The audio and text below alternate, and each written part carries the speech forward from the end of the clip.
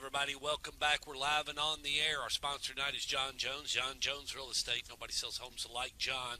Going to roll down to Alabama again. Going to talk to my good friend over at Albertville, home of the Albertville Aggies, head coach Bert Browne. How you doing tonight, Coach? I'm good, man. How are you? Doing good, doing good. Well, you are at 0-6, and it's been a tough last 14 days. You got out there in that Austin game and only was able to put 6 up, and they put 50 on you. That thing got away quick from you, didn't it? Yeah, they're extremely good. They're huge up front. They're right guard and right tackle are 340 and 350. Our D-line probably averages about 210, so totally outmatched, you know. We're just so dang young, man, and we're Friday night we started a freshman quarterback, a freshman tailback, and a freshman tackle, and beside that freshman tackle was a sophomore guard. Beside him was a junior center, another sophomore guard, and a junior tackle. So, our top 2 running backs are out. One of them's got an ACL, so it's tough right now for us. We're just so young and have 8 seniors in 7A football, and it's you need 30 or 35 seniors, and we just don't have. When you have so few as seniors, it's hard to find leadership, and we just don't have that vocal leader out of the senior class that we need. And when you talk about that, Coach, and you're saying you need 35 seniors. You're playing 7A football in Alabama. Let's not be stupid here. You got to have some guys that have played 3 previous years. They've been in some great big Friday night football games. They eat $55 worth of groceries every day and can drink a gallon of milk. These kids they're not the same kids. I can remember when Adam Smotherman, Adam, his parents were divorced, and Adam's dad worked 3rd shift, and his mom wasn't at home all the time and stuff. So I don't know which way it was, either way. But there was some situations where Adam was home alone, and I said, "You're not going to stay at that house." Well, that guy drank 2 gallons of milk a day. He'd stay at my house, sleep on the couch, and he ate nothing but ribeye and sirloin. And, the grocery bill went up considerably, but I wasn't going to let he loved a gallon of milk and a thing of Oreos. That was his favorite thing to sit, and, he'd destroy it. It was just like, that was $8 worth of food right there today, just, and people don't understand how much money it takes to feed a kid and to keep him healthy. And not only that, but all the off-season of the training and football camps and all that stuff. Coach Browne, you've been there 2 years, and you just lost because of the previous coaching staff. And I'm not trying to line anybody up and shoot them with and last cigarette and blindfold, but I'm just saying, without that structure of good coaching before you come in, it's really hamstringed you. And that's what you're trying to let everybody know, because I saw some of your video against Grissom, and we're going to get into that, but take it away. Yeah, there was some, we had 8 seniors last year. We got 8 seniors this year. And we got 26 sophomores, and we've got 37 freshmen. So I've recruited our hallways, and I'm not so sure that happened before I got here. Yeah. Obviously, you got, my first year, there's 8 seniors and 8 juniors, last year. And then this year we got 8 seniors, and not every one of those guys play on Fridays. They, a bunch of them stand on the sideline. So, and they got to want to play football, and like you said, and they got to be football savvy to get out there in a 7A football game. And I don't know your courageous conversations, parents out there that think their child just because they're a senior should be playing. I agree. At times you need to get them in, and you probably do the best you can. But at the same time, you got to grow depth. And if your numbers are in the sophomores and the freshmen, it may be it may be career suicide to do what you're doing, but it's what you've got, and it's what you got to grow with, because that senior, he ain't coming back next year. And I got a kid down here.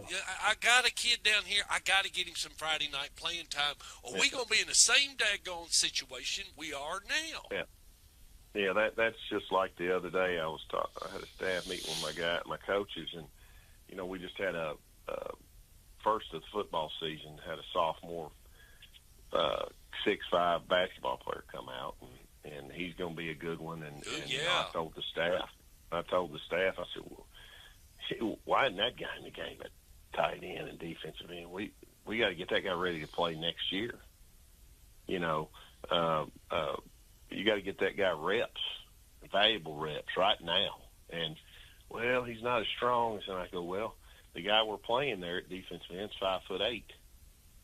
Put 6'5" in there and let him play and teach him, coach him up. And, there's no substitute for size. Size and speed's what they look for in college. And, but we're definitely hamstrung. The other night was tough. We fell on 3 fumbles and didn't get any of them. We fall on them and they squirt out, or we kicked a sky kick. We're up 14-13 at halftime. We kick a sky kick that we worked on many times, talked about it at halftime. We're going to do this. We're going to have a chance to get on the ball. Told the end guy there, don't let the thing bounce and go out of bounds, and told the next guy, you can get it too, if it's there. And they run down there, and it was perfect. It looked like a Tiger Woods pitching wedge. It checked up, and they didn't even attempt to grab it. It went right up a foot over their head. And very frustrating for me, for a coach. We got a chance to get the football back right there, and it should have been ours. Any other team I've ever coached would have gotten that. It's unbelievable.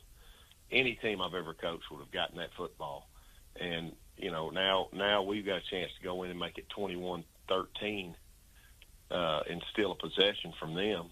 And we don't do it. And, I don't know. It's a frustrating time for me right now, because it's very frustrating for me, because either in my first year or my second year, I've always won and have always brought the team along. And but like I say, on a Friday night when you're in 7A football and you're starting a freshman quarterback, a freshman tailback, and a freshman tackle, it's tough. And it is so fresh and frustrating. I've got to remind myself that we've got a freshman out there playing quarterback. I couldn't have played as a freshman. I'd been scared to death. And you play college football, and you play college football as a quarterback. That's what you're saying. And I have to remind myself of that. And he's 5'8". And so. But we're getting valuable playing time for some young kids in some games, and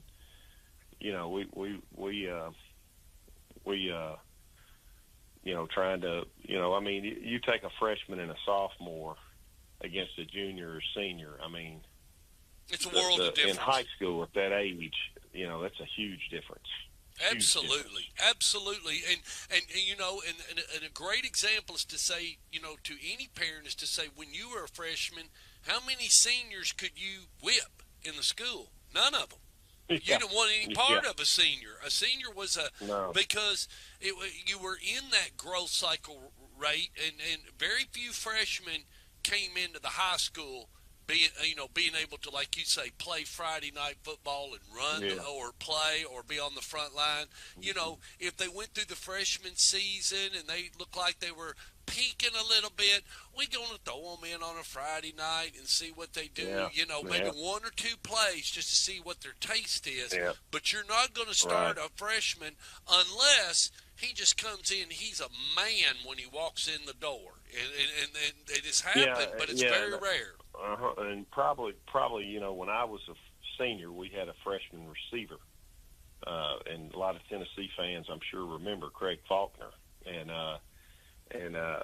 he's about the only guy that could have played as a freshman at my high school and contributed at wide receiver. Of course, he started 3 years at receiver at Tennessee back when it was receiver U. You know, he started with Carl Pickens his quarterback there at the time was Golly. It blows. I can't remember his name, but he was a great player, and him and Craig, I think, were best friends. But you know, yeah, it is. It's very difficult to be able to play as a sophomore in 7A football. I mean, and you know, there's a Class A schools out there that got 15 seniors. So yes, you know, it's one of those deals where. And what you're talking about is like even on that onside kick or a coffin kick, it's when to down the football, wait till it gets all the way in that corner, and hopefully that kicker's done a real good job angling it, getting it into the corner. Well, but it's at that last second, you know, the football mind to know, down it. Don't let it go out of bounds, down it, because if it goes out, you know, if it's a punt, it's okay if it goes out of bounds. But if it's a kickoff, you got to watch what you do. You can't let it go out of bounds on the kick. You got to know, like you said, got to know the rules. You know, I mean, and you can't think about it when you're in the game. No, and we, you know, we talked about that. I talked about the special team stuff to the kids all the time. We blocked a punt and scooped and scored, and 3 weeks before that, we blocked a punt and fell on it. You know, and I'd covered that many times. If we block that punt, we're scooping and scoring that punt. We're not falling on it, and because if it's on their side of the line of scrimmage, it's our ball anyway. It's fourth down. You know, if they get it back, we're trying to pick it up and we bobble it. You know, that's our football anyway. So go ahead and burn the chance. It's like if they jump offside, go ahead and run the play. If they jump off sides, go on and run the play, because now it's a free play. If I get the first down, I'll decline the offsides. I'm only getting 5 out of it. You know, right? And so we got so many young guys that don't. You know, and we were talking about that as a coaching staff. I mean, we just don't. We got a bunch of guys that don't understand the game, and so, you know. But we're learning and we're staying positive, but it is very frustrating. I've never been at this point in my coaching career where we were how we are right now. But you know, we're looking to the future and. You know, like I told the juniors and the sophomores, I said, you know, you're practicing and playing for not only this year but for next year. Yeah. You know, you're playing to get better and to make yourself better for next year, and because you're going to be a senior, you're going to be a junior, and so we're going to have probably 26 seniors next year, so that'll help. I mean, anytime you have that many seniors, I think we all know that have played sports, your senior year is kind of years you start thinking, man, this is it. You know, I got to make the best of it. So, you know, when you have that many guys that are going to be seniors, that's going to be helpful for us. You know, and when I looked at Smo, you know, he was such a finesse player. Adam Smotherman that played for Phillip, the lineman that was Mr. All Football, played at Vandy, now is the strength and conditioning coordinator for University of Virginia. You know, Smo was all finesse, and me and Sonny would sit around and wear him out and say, "You a damn animal, Smo." I mean, you are a physique. I mean, you have zero body fat. You're almost 6'6". You run under a 5 flat and you're a daggone lineman. Go out there on Friday night and grab that guy and sling him to outer space. It is fully legal. Yeah. It is fully legal to take that man and just manhandle him. And it wasn't until he didn't get it. His mass, because he was such a kind guy. He didn't get it that it's fun to rough somebody up, you know, give them the business. Yeah. I mean, you know, because that's what that's what it is. It's a physical sport, and that's what you're supposed to do. And if you do it in the beginning, it gets a lot easier that third and fourth quarter. That's right, and that's what we're lacking. We're lacking physicality right now, and everybody we go up against is bigger and stronger right now than us because you know we're so dang young, and so. But we fight. I mean, our kids battle the whole game. Oh, they did. I watched them on video. I watched you on video, Coach. The effort is not the problem. The effort is all A's across every box. The kids are into it. Your crowd is into it. That part doesn't need any fixing. Effort needs no fixing. Yeah. It's just that you can't. What is it? It's like a football coach once told me: if you're running a play, you can't be in the back of your mind thinking, okay, I got a pull. Go to the when they snap the ball, you already in motion. You're headed toward. You're pulling. Yeah. You're headed toward the other side. You're way ahead of that running back. You blow it up, but you can't think about it. It's got to be muscle, mind, memory. That's the reason why you say run it again, run it again, run it again, because you've got to get to the hole so fast. The lineman is the most important thing in that play.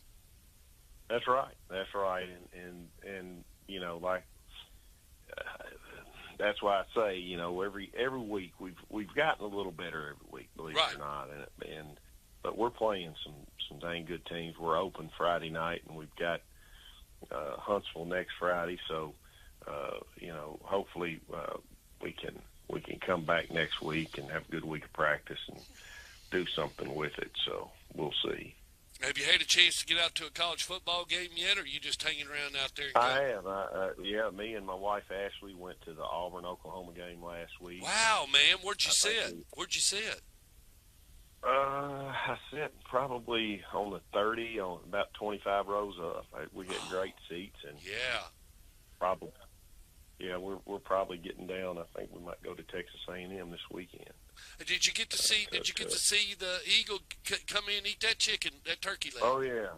That's the most beautiful. Cool. Yo, I loved that.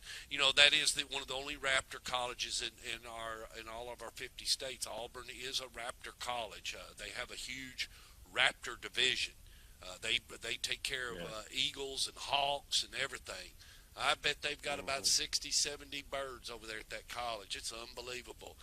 We saw like they brought them all out to Coach Dye's when he'd had that blue jean ball, and you would see like albino owls, and one would only have like one eye or something. Like they'd rescue a lot of rescue animals they had gotten, and they had taken care of them and trying to get them back into the forest where they could live. But it very cool. A lot of people, if you had never been to Auburn to go to a football game, such a special treat and such a special campus to go and tailgate and walk around. It's a true treat. I didn't know. It is. It's pretty neat. But anyway, Coach, enjoy your time off and everything. Get the boys rested up. Get them some time off, and come back and run the schedule out and do the best you can. And we'll talk to you. We'll talk to you in a week. That's the plan, man. All right, buddy. Thank you. All righty. See you. Bye. See you.